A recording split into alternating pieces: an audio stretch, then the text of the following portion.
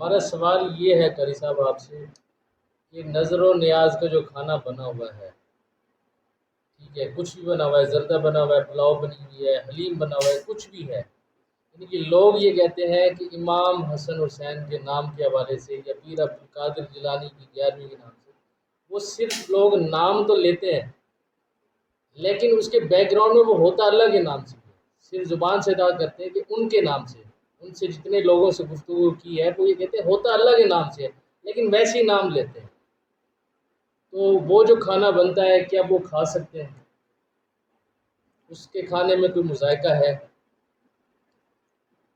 دیکھیں جی، قرآن مجید میں ہے اعوذ باللہ من الشیطان الرجیم وما اہل لغیر اللہ بہ فمن اضطر غیر باغ ولا عاد فلا اثم علیہ۔ جو چیز اللہ کے علاوہ کسی اور کے نام پر ذبح کی جائے، بانٹی جائے، تقسیم کی جائے، وہ ہرگز انسان نہیں کھا سکتا۔ اور سورۃ المائدہ میں ہے وما ذبح علی النصب، پوری ایک آیت ہے، اس میں بتایا گیا ہے کہ کون کون سے جانور حرام ہیں، کون کون سی چیزیں حرام ہیں۔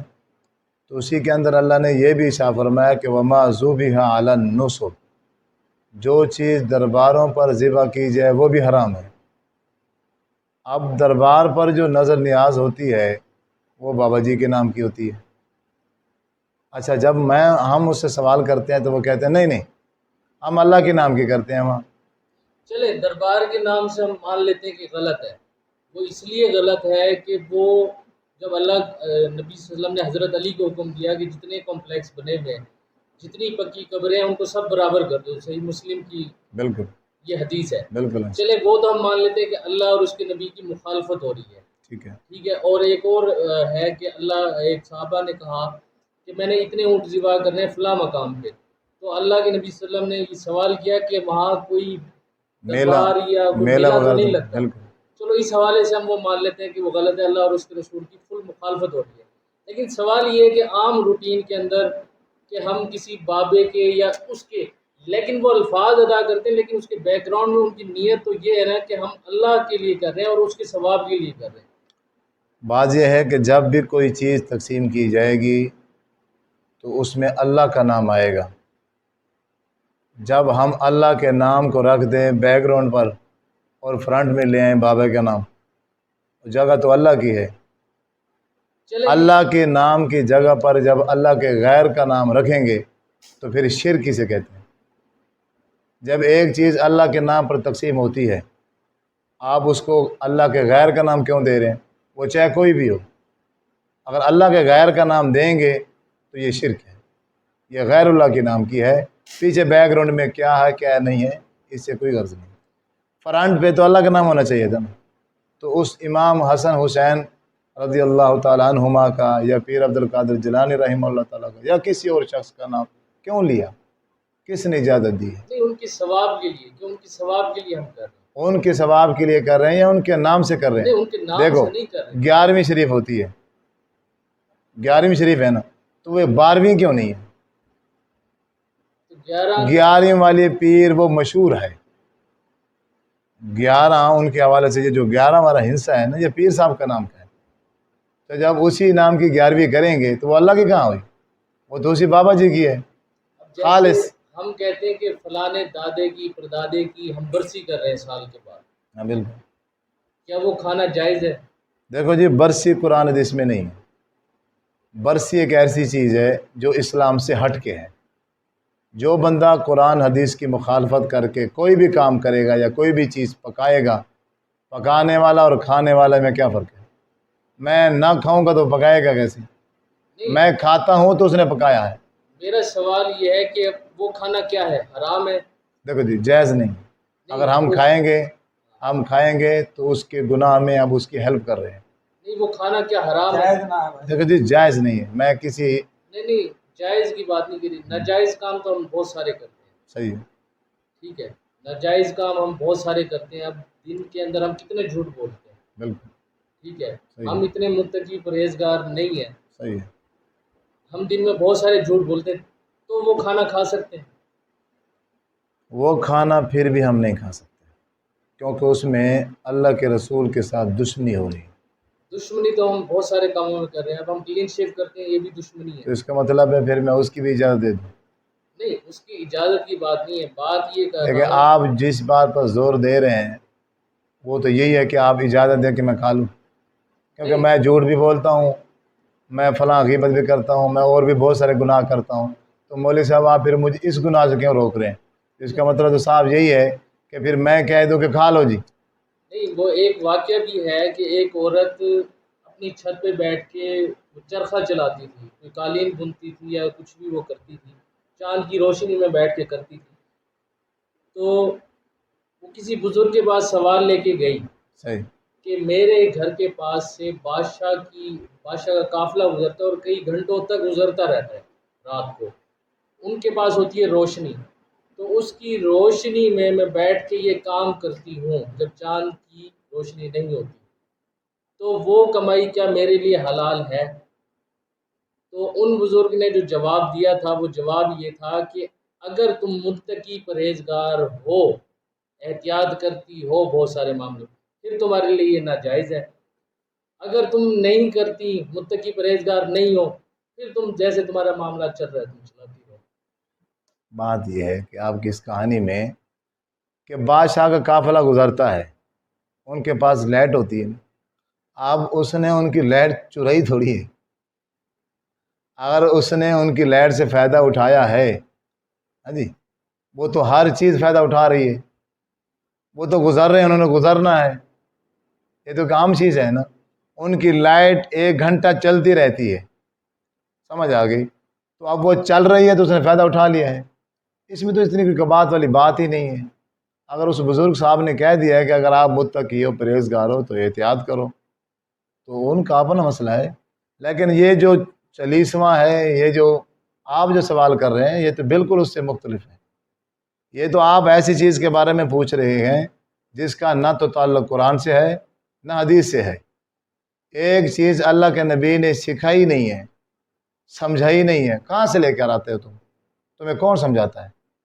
کہاں سے پڑھ کر آتے ہو؟ کیا آپ صلی اللہ علیہ وسلم کی زندگی مبارکہ کے اندر فوت کیا نہیں ہوئی؟ یا آپ صلی اللہ علیہ وسلم کی بیوی، پیاری بیوی حضرت خدیجۃ الکبریٰ رضی اللہ تعالی عنہ، کیا انہوں نے وفات نہیں پائی؟ آپ کی بیٹی زینب نے وفات نہیں پائی؟ آپ کی بیٹی رقیہ نے وفات نہیں پائی؟ آپ کے 3 بیٹوں نے وفات نہیں پائی؟ آپ کے چاچا نے وفات نہیں پائی؟ کتنی فوتکیاں ہوئیں جو آپ صلی اللہ علیہ وسلم کی ذاتی فوتکی ہیں. کبھی کوئی 40واں ہو، کبھی کوئی 30واں ہو، کبھی کوئی سال گرہ اس کی منائی گئی، کبھی کوئی ایک ثبوت تو ملے نا. جب ایک چیز ہمارے نبی نے کی نہیں ہے، ہم اس کو ثواب کی نیت سے کیوں کر رہے ہیں؟ کیونکہ میرے ذہن کا نام نیکی تھوڑی ہے، میرا دماغ جو کہے گا وہ ثواب تھوڑی بن جائے گا. ثواب اور نیکی صرف وہی ہے جس کی اجازت اللہ اور اس کے رسول صلی اللہ علیہ وسلم دیں گے. جو اللہ اور اس کے رسول صلی اللہ علیہ وسلم کریں گے صرف وہی نیکی ہے. اس کے علاوہ ہم اپنی مرضی سے، اپنی سوچ سے کوئی بھی کام کریں گے وہ نیکی نہیں ہے، وہ اللہ کے رسول صلی اللہ علیہ وسلم کے طریقے کی مخالفت ہو سکتی ہے. جو کر رہا ہے مخالفت، پکا رہا ہے، وہ تو مجرم ہے ہی ہے. اب جو کھانے جا کر بیٹھ گیا ہے وہ بھی اسی کے ساتھ شامل ہے. جانتا ہے کہ یہ رسم کل خوانی ہے، جانتا ہے کہ یہ سال گرہ ہے، اس کا کوئی تعلق نہیں ہے قرآن حدیث. 4 اماموں نے نہیں کہا.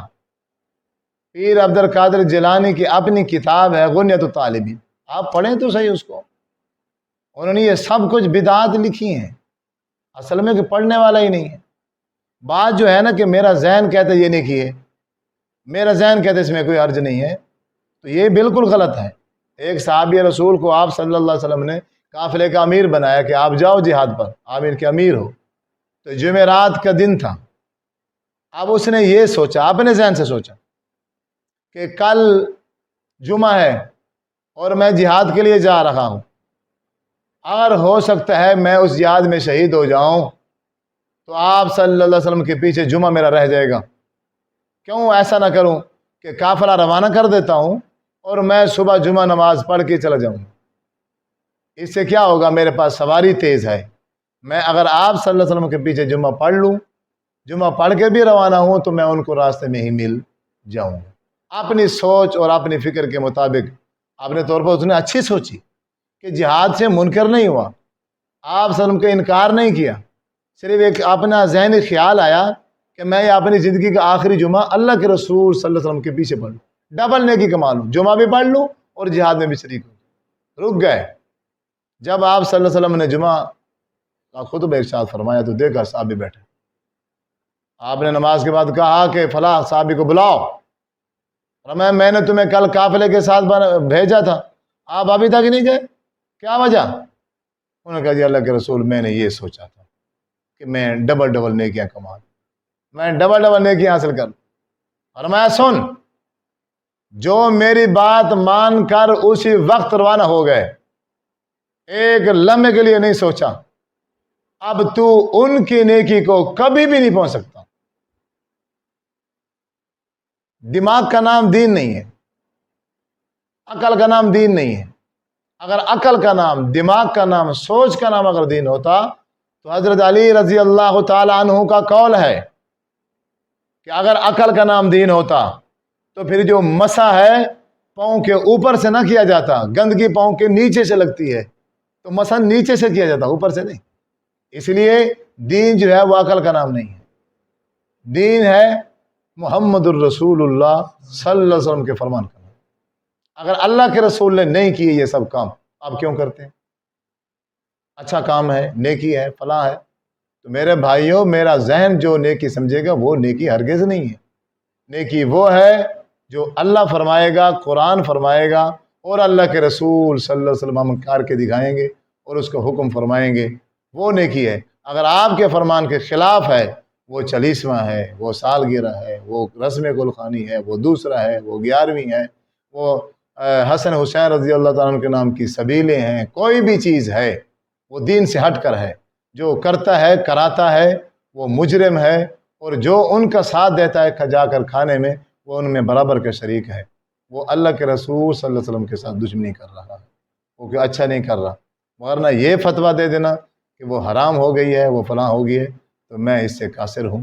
میں صرف اتنا ہی کہوں گا کہ یہ اللہ کے رسول صلی اللہ علیہ وسلم کے طریقے کی مخالفت ہے، جو کرے گا اور جو جا کے کھائے گا وہ دونوں اس میں برابر میں شریک۔